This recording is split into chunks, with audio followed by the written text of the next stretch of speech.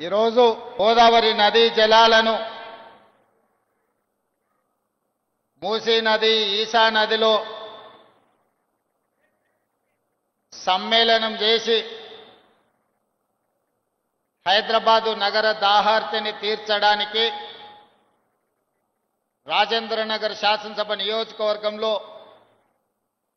గండిపేట మండలంలో ప్రారంభోత్సవ కార్యక్రమాన్ని ఏర్పాటు చేసి ఈ కార్యక్రమానికి సభాధ్యక్షత వహించిన శాసనసభ్యులు ప్రకాష్ గౌడ్ గారు,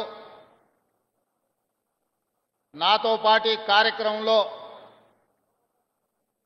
అతిథులుగా పాల్గొన్న జిల్లా ఇన్ఛార్జ్ మంత్రివర్యులు దుద్దిల్ల శ్రీధర్ బాబు గారు, హైదరాబాదు నగర ఇన్ఛార్జ్ మంత్రివర్యులు మిత్రులు పొన్నం ప్రభాకర్ గారు, మెదక్ జిల్లా ఇన్ఛార్జ్ మంత్రివర్యులు సోదరులు గడ్డం వివేక్ వెంకటస్వామి గారు, అదేవిధంగా రంగారెడ్డి జిల్లా సీనియర్ శాసనసభ్యులు శాసన మండలి సభ్యులు చీఫ్ విప్ పట్నం మహేందర్ రెడ్డి గారు, మల్రెడ్డి రంగారెడ్డి గారు, పరిగి రామ్మోహన్ రెడ్డి గారు, అదేవిధంగా భువనగిరి శాసనసభ్యులు మిత్రులు అనిల్ కుమార్ రెడ్డి గారు, శాసన మండలి సభ్యులు అద్దంకి దయాకర్ గారు, అదేవిధంగా నాంపల్లి శాసనసభ్యులు మాజిద్ హుసేన్ గారు, వివిధ కార్పొరేషన్ల చైర్మన్లు,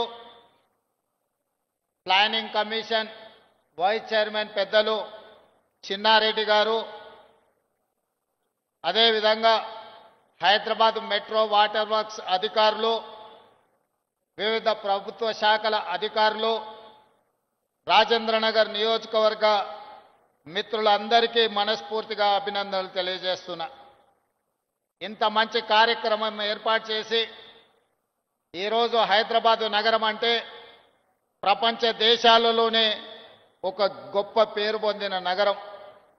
ఆనాడు 450 సంవత్సరాల క్రితం ఈ నగరం దినదిన అభివృద్ధి చెందాలి, ప్రపంచంలో ఉండే ప్రతి వాళ్లకు ఇక్కడ అవకాశాలు, ఉద్యోగ ఉపాధి కల్పించాలి అని చెప్పి ఆనాడు నిజాం పాలకులు, కులీ కుతుబ్ షాహీ పాలకులు ఈ నగరాన్ని ప్రారంభించారు. ఆనాడు వారు నిర్మించిన చార్మినార్ కావచ్చు, గోల్కొండ కోటలు కావచ్చు, ఆ తర్వాత నిజాం సర్కార్ 1908లో ఈ నగరం మీద వరదలు ఉప్పెనై కమ్మేసి వేలాది మంది ప్రాణాలను బలి తీసుకున్నప్పుడు నిజాం పాలకులు ఆనాడు మోక్షగుండం విశ్వేశ్వరయ్యను ప్రపంచంలోనే పేరెన్నికగన్న ఒక గొప్ప ఇంజనీర్ను ఈ ప్రాజెక్టుల నిర్మాణానికి, మూసీ నది పరివాహక ప్రాంతము, ఈశా నది పరివాహక ప్రాంతం నుంచి వచ్చే ఈ వరదను, ఈ వరద ముప్పును, ఈ ముప్పు నుంచి ప్రజల్ని కాపాడడానికి 1908లో దాదాపుగా 115 సంవత్సరాల క్రితం ఈ నగరం యొక్క ప్రమాదాన్ని నివారించాలి అని చెప్పి ఆనాడు నిజాం పాలకులు నిర్ణయం తీసుకున్నారు. వారు ప్రపంచంలోనే పేరెన్నికగన్న గొప్ప ఇంజనీర్. వారి యొక్క దూరదృష్టితోని ఈ ప్రాంతంలో వికారాబాద్ అడవుల్లో పుట్టిన మూసీ నది నుంచి వచ్చే వరదను నియంత్రించడం ద్వారా ఉస్మాన్ సాగర్, హిమాయత్ సాగర్ ప్రాజెక్టులను నిర్మించి వరదల్ని నియంత్రించడమే కాదు, ఈ నగరానికి తాగునీరును అందించే పెద్ద కార్యక్రమాన్ని ఆనాడు తీసుకున్నారు. 1922లో ఈ ప్రాజెక్టులను పూర్తి చేస్తే 100 సంవత్సరాల పైగా ఈ నగరానికి వస్తున్న వివిధ జిల్లాల ప్రజల్ని, వివిధ రాష్ట్రాల ప్రజలను, వివిధ దేశాల నుంచి వచ్చే ప్రజలకు ఈరోజు తాగునీరు అందుతున్నది అనంటే ఆనాడు నిజాం సర్కారు దూరదృష్టితో ఆలోచన చేసి ఉస్మాన్ సాగర్, హిమాయత్ సాగర్ ప్రాజెక్టులను కట్టడం ద్వారా ఈరోజు మనకు తాగునీటి సమస్య తీరింది. కానీ ప్రతి సంవత్సరం దాదాపుగా 3% ప్రజలు హైదరాబాదు నగరానికి వలస వస్తున్నారు. ఈ ప్రాంతంలో ఉద్యోగాల కోసం, ఉపాధి కోసం, ఈ నగర అభివృద్ధిలో భాగస్వాములై ఈనాడు 1.5 కోటి జనాభాకు దాదాపుగా మనం పెరుగుతున్నాం. కోటి పైన జనాభా ఉన్న ఈ ప్రాంతానికి ఆనాడు కాంగ్రెస్ పార్టీ అధికారంలో ఉన్నప్పుడు మొట్టమొదట మంజిరా నది నుంచి 1965లో ఈ నగరానికి ఉస్మాన్ సాగర్, హిమాయత్ సాగరే కాదు ఇంకా నీళ్లు కావాలి అని మంజిరా నది మీద నుంచి మన నగరానికి తాగునీళ్లను తీసుకొచ్చారు. ఇవి కూడా సరిపోలేదు. మీకందరికీ తెలుసు, ఆనాడు పెద్దలు పి జనార్దన్ రెడ్డి గారు ప్రతిపక్ష నాయకుడు ఉన్నప్పుడు ఎండాకాలం వచ్చిందంటే సచివాలయం ముందల కుండల ప్రదర్శన ఉండేది. నగరంలో ముఖ్యంగా బస్తీలలో తాగునీటి సమస్యను పరిష్కరించడానికి 4 రోజులకు 5 రోజులకు వారానికి ఒక్కసారి ఆనాడు తాగడానికి నీళ్లు వచ్చేవి. పేదలు పడుతున్న కష్టాలను చూసి పి జనార్దన్ రెడ్డి గారు ఆనాడు నిరంతరం పోరాటాలు చేయడంతో ఈ మంజిరా నది, అదేవిధంగా ఉస్మాన్ సాగర్, హిమాయత్ సాగర్ నదీ జలాలే కాదు కృష్ణా నది జలాలను తరలించడం ద్వారా నగరం యొక్క దాహార్తిని తీర్చాలని ఆనాడు నిర్ణయం తీసుకున్నారు. అందుకే కృష్ణానది నుంచి నాగార్జున సాగర్ నుంచి ఈ నగరానికి తాగునీటిని తరలించే కార్యక్రమాన్ని 2002లో ప్రారంభించారు.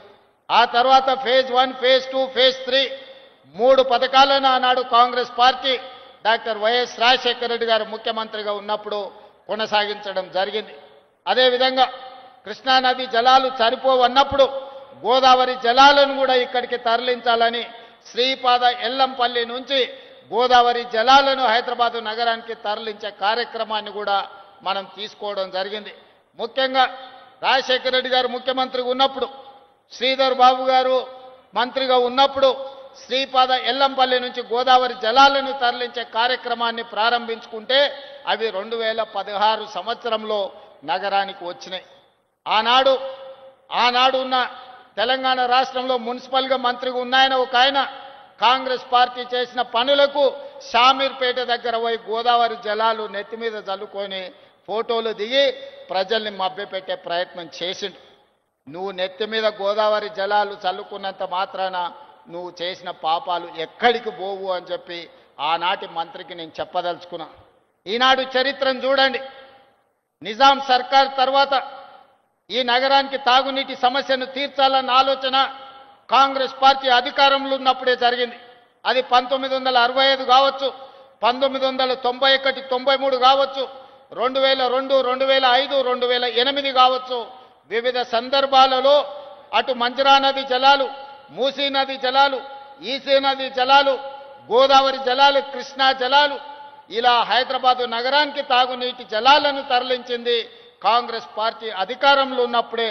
ఒక్కసారి మాత్రం తెలుగుదేశం పార్టీ అధికారంలో ఉన్నప్పుడు 2002లో పనులు ప్రారంభించారు. మళ్ళీ తెలంగాణ రాష్ట్రం వచ్చిన 10 సంవత్సరాలలో ఇటు గోదావరి నుంచి కానీ అటు కృష్ణానది నుంచి కానీ ఒక్క చుక్క నీళ్లు తరలించాలన్న ఆలోచన 10 సంవత్సరాల ఆనాటి పాలకులు చెయ్యలేదు. మళ్ళీ ఈనాడు తిరిగి కాంగ్రెస్లకు అధికారంలోకి వచ్చిన తర్వాతనే మళ్ళీ గోదావరి జలాలను తరలించాలి. ఈసారి కేవలం హైదరాబాదు నగర తాగునీటి సమస్యను తీర్చడమే కాదు, నల్గొండ జిల్లాను పట్టి పీడిస్తున్న ఫ్లోరైడ్ సమస్యను పరిష్కరించాలని ఇవాళ కాంగ్రెస్ పార్టీ కంకణం కట్టుకున్నది. ఇవాళ నల్గొండ జిల్లాలో మూసీ నది కాలుష్యం అటు ఇబ్రహీంపట్నం కావచ్చు, లేకపోతే భువనగిరి, అదేవిధంగా మునుగోడు నియోజకవర్గాలు ఆ కిందికి కృష్ణానది వరకు ఈరోజు 350 కిలోమీటర్లు వికారాబాదు మచ్కుందు దగ్గర మొదలై కృష్ణానదిలో కలిసే మూసీ నది నీళ్లు ఈరోజు కాలుష్యానికి మారుపేరుగా మారినాయి. ఈరోజు విషం అయిపోయింది. మూసీ నదిలో ప్రవహించే నీళ్లు ఈరోజు ఎల్బీ నగరు, ఇబ్రహీంపట్నము, అదేవిధంగా భువనగిరి, ఆలేరు, ఇతర ప్రాంతాలలో ఆ నీళ్లు తాగితే అవి విషమై పశువుల ప్రాణాలు తీసుకోవడమే కాదు మనుషుల ప్రాణాలు కూడా పోతున్నాయి. ఇలా కొత్తగా ఆడపిల్లలకు పెళ్ళైతే పుట్టబోయే బిడ్డలు కూడా అంగవైకల్యంతో పుట్టే పరిస్థితి ఉన్నది. ఇవాళ ఆడబిడ్డలకు పురిటి సమస్యలు వచ్చినాయి. అందుకే నల్గొండ జిల్లాలో తిరిగినప్పుడు నల్గొండ జిల్లా ప్రజలతో నేను మమేకమై కలిసి నడిచినప్పుడు ఆ ప్రాంత శాసనసభ్యులు అనిల్ కుమార్ ఇక్కడనే ఉన్నాడు, భువనగిరి ఎమ్మెల్యే. వాళ్ళందరూ అన్న మూసీ నది హైదరాబాదు నగరానికి తాగునీరుని ఇవ్వడం కాదు, ఈరోజు మా నల్గొండ జిల్లాకు విషాన్ని ఇస్తుంది, దీని ప్రక్షాళన చెయ్యాలి, మీరు ఏ విధంగా ఈ మూసీ నదిని పునరుజ్జీవింపజేయాలి అని నల్గొండ జిల్లా ప్రజలు అడిగిన. ఆనాడే మాట ఇచ్చిన తప్పకుండా మూసీ నదిని ప్రక్షాళన చేస్తాం, మూసీ నదిని పునరుజ్జీవింపజేస్తాం. హైదరాబాదు నగరాన్ని ఒక సుందరమైన నగరంగా తీర్చిదిద్దడమే కాదు, ఎక్కడ నీళ్లుంటాయో అక్కడ నాగరికత ఉంటుంది, ఎక్కడ నీటి ప్రవాహం ఉంటుందో అక్కడ అభివృద్ధి ఉంటుంది, ఎక్కడ నీటి లభ్యత ఉంటుందో అక్కడ నగరాలు మహానగరాలుగా మారుతాయి. అందుకే ఇవాళ ఎవరు అడ్డం పడ్డా, ఎవరు ఎన్ని అడ్డంకులు సృష్టించినా వాటన్నిటిని ఒకటొకటిగా అధిగమించుకుంటూ సమస్యలు సృష్టించినప్పుడు సమన్వయంతో ముందుకు వెళ్తున్నాం. అందుకే ఇవాళ పోయిన సంవత్సరమే గోదావరి నదీ జలాల ప్రాజెక్టు తీసుకోవాలనుకున్నప్పుడు కొంతమంది కుట్రలు కుతంత్రాలు చేసింది. వాటి అన్నిటిని అధిగమించి ఇవాళ 7,360 కోట్ల రూపాయలతోని 20 టీఎంసీల నీళ్లను ఇవాళ గోదావరి జలాలను ఇవాళ ఉస్మాన్ సాగర్, హిమాయత్ సాగర్కి నీళ్లు తీసుకొస్తున్నాం. దాదాపుగా ఇందులో 15-16 టీఎంసీల హైదరాబాదు నగరానికి తాగునీరు అందించే కార్యక్రమం తీసుకుంటాం. మధ్యలో వచ్చిన చెరువులు నింపుకుంటూ వస్తాం. దాదాపుగా 4-5 టీఎంసీలు మూసి ప్రక్షాళనకు వాడి ఈ మూసిని పట్టి పీడిస్తున్న కాలుష్యాన్ని తొలగించి హైదరాబాదు నగరంలో ఉన్న డ్రైనేజ్ వ్యవస్థను మొత్తం మూసిలో కలపకుండా, హైదరాబాదు ఫ్యాక్టరీల యొక్క కాలుష్యాన్ని మూసిలో కలపకుండా ఇవాళ నియంత్రించడం ద్వారా, ఎస్టీపీలు ప్రారంభించడం ద్వారా కాలుష్యాన్ని కూడా నియంత్రించదలుచుకున్నాం. అందుకే ఇవాళ ఈ గొప్ప కార్యక్రమాన్ని తీసుకున్నాం. ఈ గొప్ప కార్యక్రమంతో హైదరాబాదు నగరానికి తాగునీటి సమస్యను పరిష్కరించడమే కాదు, నల్గొండ జిల్లాను పట్టి పీడిస్తున్న ఈ మూసి కాలుష్యం నుంచి నల్గొండ జిల్లాకు విముక్తి కలిగించే బాధ్యత ఈరోజు తీసుకున్నాం. ఒక ఆయన అంటున్నాడు, అయ్యా ఇది కాళేశ్వరం నీళ్ళే కదా అని. ఆయన తాటి చెట్టు లెక్క వెరిగిండు కానీ ఆవకి తాటికాయంత కూడా మోకాళ్ళల్లో ఆయనకు తలకాయ లేదు. కాళేశ్వరం ప్రాజెక్టు కట్టింది మేడిగడ్డ, అన్నారం, సుందిల్లా, అది కుప్పగూలిపోయింది. కాళేశ్వరం కాస్త కూలేశ్వరం అయింది. శ్రీపాద ఎల్లంపల్లి ప్రాజెక్టు పేరే శ్రీపాదరావు గారి పేరు మీద ఉన్నది. అది మీ తాతనో మీ ముత్తాతనో కట్టింది కాదు, శ్రీధర్ బాబు గారు తండ్రి కాంగ్రెస్ పార్టీ కట్టింది శ్రీపాద ఎల్లంపల్లి. ఇవాళ గోదావరి నదీ జలాలు నగరానికి వస్తున్నాయనంటే శ్రీపాద ఎల్లంపల్లె మూలం. అక్కడి నుంచే గోదావరి జలాలను పట్టుకొని హైదరాబాదు నగరానికి మనం ఈరోజు తరలిస్తున్నాం. ఆ సంగతి మర్చిపోయి ఈరోజు మల్లన్న సాగర్ నుంచి అంటున్నాడు. మల్లన్న సాగర్ ఎప్పుడే రాజశేఖర రెడ్డి గారు 2008-9లో ప్రారంభించిన ప్రాజెక్టు కాదా? ఆనాడు మహారాష్ట్ర సరిహద్దులో ఆదిలాబాదులో ప్రారంభించిన తుమ్మిడిహెట్టి ప్రాజెక్టు చేవెళ్ల వరకు తీసుకెళ్లాలని ప్రాణహిత చేవెళ్లను ఆనాడు డాక్టర్ వైఎస్ రాజశేఖర రెడ్డి గారు ప్రారంభించారు. దానికి పెద్దలు కాక వెంకటస్వామి గారి సూచన మేరకు డాక్టర్ బాబా సాహెబ్ అంబేద్కర్ ప్రాణహిత చేవెళ్ల ప్రాజెక్ట్ అని పెట్టుకున్నాం. ఇవాళ కాసుల కక్కుర్తి కోసం ఈరోజు తుమ్మిడిహెట్టి దగ్గర ప్రారంభించాల్సిన ప్రాజెక్టును అక్కడ తలకాయ తొలగించిండ్రు, తీసుకెళ్లి మేడిగడ్డకు తీసుకెళ్ళి ఇక్కడ చేవెళ్లను చివరి ఆయకట్టును తొలగించండు. ఇవాళ రంగారెడ్డి జిల్లాకు అన్యాయం జరిగిందంటే ఈనాడు టీఆర్ఎస్ చేసిన అన్యాయం కాదా? ఆనాడు చేవెళ్లలో రాజశేఖర రెడ్డి గారు ప్రారంభించిన ప్రాజెక్టు అటు చేవెళ్ల, వికారాబాద్, తాండూరు, పరిగి వరకు గోదావరి జలాలను అందించడం ద్వారా ఈరోజు ఈ రంగారెడ్డి జిల్లాలో గోదావరి జలాలతోని వ్యవసాయానికి అందించాలని ఆనాడు డాక్టర్ వైఎస్ రాజశేఖర రెడ్డి గారు ఉన్నప్పుడు కాంగ్రెస్ పార్టీ చేసిన ప్రణాళిక కాదా? ఇవాళ కూడా చూడండి, చేవెళ్ల చౌరస్తలో అక్కడ పెద్ద శిలాఫలకం డాక్టర్ రాజశేఖర రెడ్డి గారు వేసిన శిలాఫలకం లేదా? ఆనాడు కాంగ్రెస్ పార్టీలో మంత్రులుగా ఉన్నవాళ్ళు ఇవాళ బీఆర్ఎస్ పార్టీలు ఉన్నారు. వాళ్ళని గుండె మీద చేసుకొని చెప్పమని నేను అడుగుతున్నా. ఎవరు ప్రాణహిత చేవెళ్లకు నీళ్లు తేవాలని ప్రయత్నం చేసిండ్రు? ఎవరు ముఖ్యమంత్రిగా ఉండే రంగారెడ్డి జిల్లాకు, చేవెళ్లకు, వికారాబాద్కు, తాండూరుకు, పరిగికి అన్యాయం చేసింది ఎవరు? వాళ్ళ పక్కన చేరి వాళ్ళతోని అంటగాక్కుంటా ఇంకా రంగారెడ్డి జిల్లాకు అన్యాయం చేయాలని కొంతమంది చూస్తున్నారు. అందుకే ఇవాళ ఈ ప్రాజెక్ట్ ఇదే కాదు, మహారాష్ట్ర ముఖ్యమంత్రితో మాట్లాడుతున్నాం. తొందరలోనే మహారాష్ట్రకు వెళ్తా, అక్కడ ముఖ్యమంత్రిని కలుస్తా. తుమ్మిడిహెట్టి దగ్గర 152 మీటర్లకు మనం అడిగినాం, 148 మీటర్ల ఎత్తున కట్టడానికి వాళ్ళు ఒప్పుకున్నారు. ఏదో వయా మీడియాగా 149, 150 మీటర్ల ఎత్తున తుమ్మిడిహెట్టి దగ్గర ప్రాజెక్టు, గోదావరి ప్రాణహిత చేవెళ్ల ప్రాజెక్టును కట్టి ఆదిలాబాదు జిల్లాకు 1,50,000 2 లక్షల ఎకరాలకు నీళ్లు ఇస్తాం. అదేవిధంగా మల్లన్న సాగర్ నుంచి మెదక్కే మలిపిన గోదావరి జలాలను మళ్ళీ రంగారెడ్డి జిల్లాకు తెచ్చి చేవెళ్ళ, వికారాబాద్, తాండూరు, పరిగి, కొంత కొడంగల్ ప్రాంతానికి కూడా గోదావరి జలాలను తరలించడం ద్వారా ఈ ప్రాంత రైతాంగాన్ని కూడా ఆదుకునే బాధ్యత కాంగ్రెస్ పార్టీ తీసుకుంటుంది. ఇవాళ నగరం యొక్క ప్రజల యొక్క దాహార్తిని తీర్చడానికి ఈరోజు ఈ సాగునీటి ప్రాజెక్టులు తీసుకొచ్చినాం. అందుకే మిత్రులారా, వేదిక మీద ఉన్న పెద్దలందరూ నేను అడుగుతున్నా, మూసీ నది ఒక మురికి కూపంగా మారింది.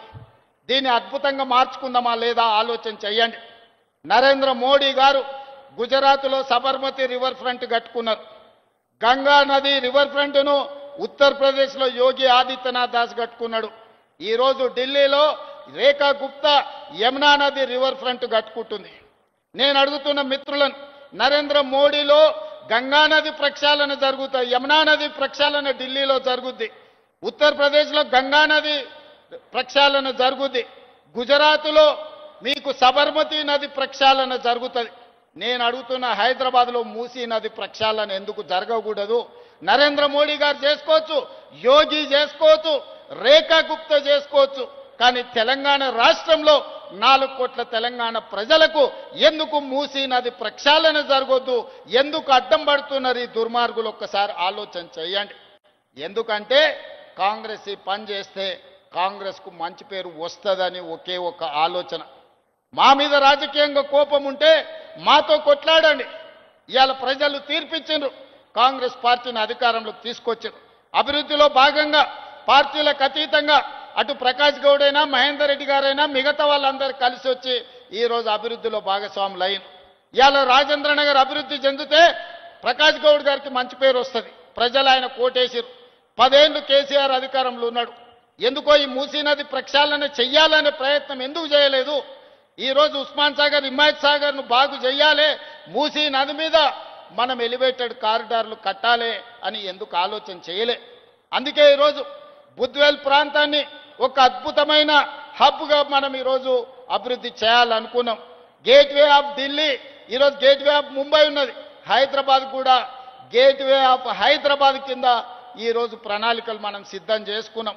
3 నెలల్లో ఈ నగరాన్ని ప్రపంచ స్థాయిలో పోటీపడే నగరంగా మనం తీర్చిదిద్దుకుంటాం. అందుకే ఈరోజు ఈ అభివృద్ధిలో కలిసి రాండి. హైదరాబాదు నగర నిర్మాణంలో మీరు భాగస్వాములు కాండి.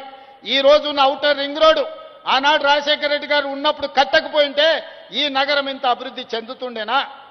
ఆనాడు ఐటీ కంపెనీలు తేకపోయింటే, ఫార్మా కంపెనీలు తేకపోయింటే ఇన్ని లక్షల మందికి ఉద్యోగ ఉపాధి అవకాశాలు వస్తుండేనా? ఇవాళ ప్రపంచ చిత్రపటంలో హైదరాబాదు నగరానికి గుర్తింపు వస్తుండేనా? ఇవన్నీ ఆనాటి ముఖ్యమంత్రులు ప్రణాళికలు చేసిండ్రు కాబట్టే ఈరోజు మన నగరానికి ఒక గొప్ప పేరు వచ్చింది. అందుకే ఇవాళ తెలంగాణ రైజింగ్ 2047 ఒక విజన్ డాక్యుమెంట్ తీసుకొస్తున్నాం. డిసెంబర్ 9, 2025 నాడు తెలంగాణ జాతికి అంకితం చేయబోతున్నాం. రాబోయే 100 సంవత్సరాలు హైదరాబాదు నగరమే కాదు తెలంగాణ రాష్ట్రాన్ని ఏ విధంగా అభివృద్ధి పదం వైపు మనం నడిపించాలో ఇవాళ కార్యక్రమాలు తీసుకుంటున్నాం. కలిసి రండి. ఈ కడుపులో విషం పెట్టుకొని ప్రాజెక్టులు ఆపకండి. ఇవాళ మనం మూసీ రివర్ ఫ్రంట్ని చేసుకుందాం, ఫ్యూచర్ సిటీని కట్టుకుందాం, RRR నగరాన్ని, RRR రింగ్ రోడ్లను వేసుకుందాం, మెట్రో నగరాన్ని విస్తరించుకుందాం. ఇవాళ ఇవన్నీ ప్రణాళికలు చేసుకోవాలంటే మీ అందరి సహకారం ఉండాలి. మీరు అండగా నిలబడండి. రాబోయే 10 ఏళ్లలో అద్భుతమైన నగరంగా, ప్రపంచంలోనే గొప్ప నగరంగా హైదరాబాదు నగరాన్ని తీర్చిదిద్ది లక్షలాది మంది నిరుద్యోగ యువకులకు ఉద్యోగ ఉపాధి అవకాశాలు కల్పించే రాష్ట్రంగా మన తెలంగాణను తీర్చిదిద్దుకుందాం. మిత్రులారా, వాళ్ళు వీళ్ళు ఎన్ని చేసినా, ఎన్ని కుట్రలు చేసినా, ఎన్ని కుతంత్రాలు చేసినా, ఎన్ని రకాలుగా అడ్డం పడ్డా మా ప్రభుత్వం తిప్పికొడుతుంది, ఒక్కరొక్కరి సంగతి కూడా చూస్తుందని నేను ఈ సందర్భంగా తెలియజేస్తూ, ఏది ఏమైనా ఇంత మంచి కార్యక్రమాన్ని ఏర్పాటు చేసిన ప్రభుత్వ అధికారులతో పాటు ప్రజాప్రతినిధులను కూడా మనస్ఫూర్తిగా అభినందిస్తూ సెలవు తీసుకుంటున్నా. ఈ నగరాన్ని గొప్పగా తీర్చిదిద్దే దాంట్లో మీరు అండగా నిలబడండి. నష్టపోయే పేదలను మన ప్రభుత్వం ఆదుకుంటుంది. వాళ్ళందరికీ సహాయాన్ని అందించే బాధ్యత నాది. ఆ వెనకాలన్న మా అక్కలకు మాట ఇస్తున్నా, ఈ నిర్మాణంలో ఎవ్వరు నష్టపోయినా అందరినీ మన ప్రభుత్వం ఆదుకుంటుంది. ఇది ఇందిరమ్మ రాజ్యం, పేదోళ్ళ రాజ్యం, పేదలకు న్యాయం జరుగుతుందని తెలియజేస్తూ మీ అందరి దగ్గర సెలవు తీసుకుంటున్నా. ధన్యవాదాలు మిత్రులారా.